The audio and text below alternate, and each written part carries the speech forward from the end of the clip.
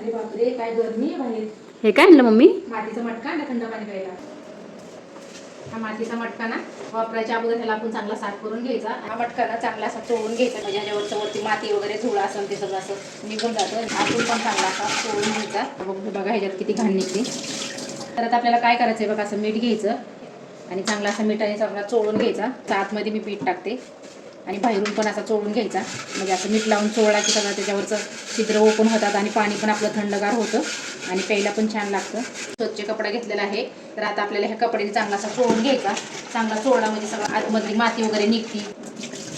हे बघा चांगलं असं स्वच्छ पाणी निघेपर्यंत चांगलं धुवून घ्यायचं. हे बघा आता चांगलं पाणी निघलेलं आहे. तर आपल्याला मटका खाणं रात्रभर असा भरून ठेवायचा आहे पाण्याने. तर बघा आता हे आपली रात्र मटका भरून ठेवलेला होता.